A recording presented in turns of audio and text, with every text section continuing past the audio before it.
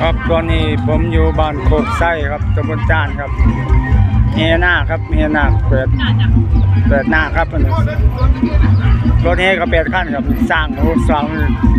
พายอย่างน้อยครับมึงง่ามันยาวครับโอ้ง่าครับ